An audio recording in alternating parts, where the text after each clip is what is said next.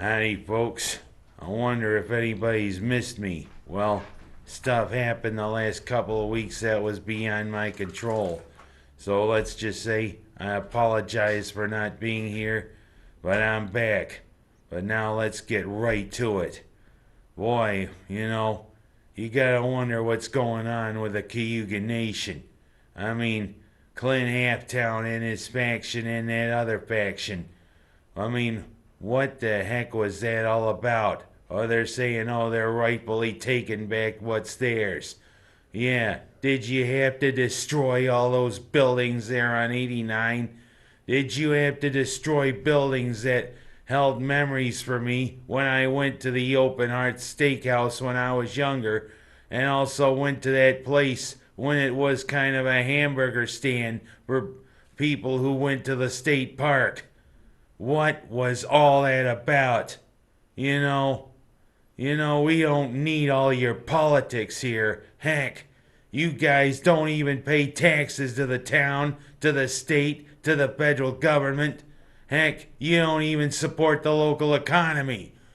I mean, I am just beyond words. That was disgusting. Clint Halftown and this other faction, I mean, what Seneca Falls does not need is an all-out war. Heck, I'm still wondering when the retaliation's gonna happen. If somebody's gonna go over to Union Springs and do the same to those businesses over there. But you know what? I don't support those businesses. And because you know what? I don't support anything that doesn't help the local economy. We don't need that kind of politics in this town. Plus, there's also Cayuga Nation things right in town here. Kilonsky's old scrapyard. That greenhouse that's right on the south edge of town. Are they gonna be affected now? Is stuff gonna happen? Yeah, the Seneca County Board of Supervisors met. Hey, property owners in this town need protection in case this escalates. You know what? We don't need any of this. Clint Halftown and you guys, heck, you don't represent the Cayuga Nation. All you represent is greed. And that's all this is. Pure, plain greed. And we don't need to involve our police force. We don't need to involve the sheriff's department. We don't need to involve the state police in all of this.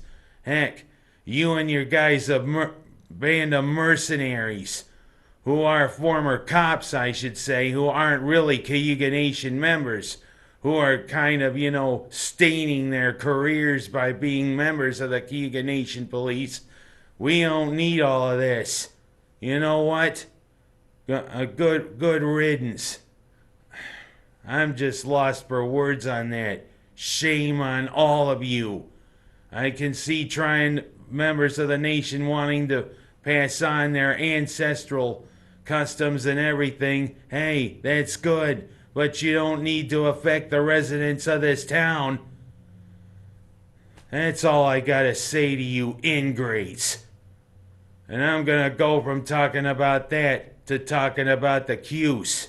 Yeah, the Cuse the last few weeks started sliding. And I mean, the bubble probably burst on their NCAA aspirations. But what a big comeback win there against Georgia Tech. Finally showing some intestinal fortitude. And also to the SU lacrosse team. Definitely showing some intestinal fortitude right there with a comeback win against Army. But I'm going to be talking mainly about the basketball team. We got 4 games left here in the regular season and only one at home. Yeah, we got Pitt and then we got North Carolina, our last home game before the dome closes to replace the roof. And then we close with Boston College in Miami. All those games are winnable, especially North Carolina, because me, like everybody else, is surprised at how bad that Carolina's doing when they're usually one of the top teams in the ACC. But you know what? We probably have to win out and probably win the ACC tournament in order to qualify for the NCAA tournament, as it looks as though we're NIT bound. And that also begs the question, where is the Cuse going to play a home game in the NIT tournament if the dome is going to be closed? Hell, we got options. Hell, the Blue Cross Arena in Rochester is a good option. I wonder about OCC's arena too. Manly Fieldhouse isn't available because pretty much there's no basketball court. But, well, I digress. And I mean, we'll look ahead when it happens. Finish up strong, Cuse, both the men and the women, and keep it going, lacrosse. John Desco might maybe finally getting the message. Hey, well, I need to get the rag out of our butt because, hey, we got a big tradition ourselves. And because we haven't advanced, I kind of think my job's in danger. You're right, John Desco. You better keep it going or else, hey, we might say, see you later. And I'm going to go from that basketball to local basketball. It's Section 5 tournament time. And you know what that means. Anything can happen. And it's pretty exciting. Waterloo, the girls' basketball team, is the #1 seed in their class. You know what? I'm hoping that they can go on and win their class. But you know what? If Minders should happen to make a run, they could meet for the overall Class B title.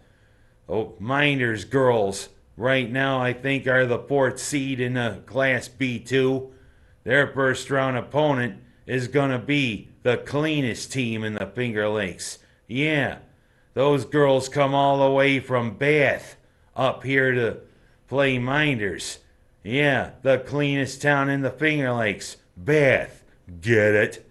And of course, Pennies, I think, is the #1 team in Class B2. But you know what? We'll cross that bridge when we come to it. Let's get behind the Miners girls team and get behind the Miners boys team, who are the 6th seed in Class B2. And guess what? They play early college, the #11 seed. Yeah, well, what is early college? Heck, go to college before you go to college? But I digress. Yeah, they're a team that comes from the Rochester, one of the areas near where my father worked all those years ago. But you can't count out these kids from Rochester. They're a tough bunch. And if Minders wins, heck, they gotta go down to the village where nobody gets sick. That's why they call it Wellsville. Oh, but I digress. Come on, Minders. Come on, Waterloo. Do good. It's Section 5 tournament time. And last but not least, it was last week, but I just got something to say about Ryan Newman. Boy, it's a miracle he wasn't killed. That crash definitely brought back memories of what happened to Dale Earnhardt. But whatever, it looks as though he may have suffered a head injury. But you know what? It's another season of NASCAR, another season of excitement. And you know what? I'm just hoping that nothing else serious like that happens. I'm hoping for an uneventful one and a better one. Because you know what? NASCAR needs to get the rag out of its ass and start getting back to what made NASCAR good. But of course, many of the stars have moved on. Heck, Jeff Gordon's announcing in the booth and doing a fairly good job, even if I didn't like him as a driver. Well, whatever, it's going to be another exciting NASCAR year. And that's all I got to say. Shame on the Cayugas. That's all I'm going to say to close this.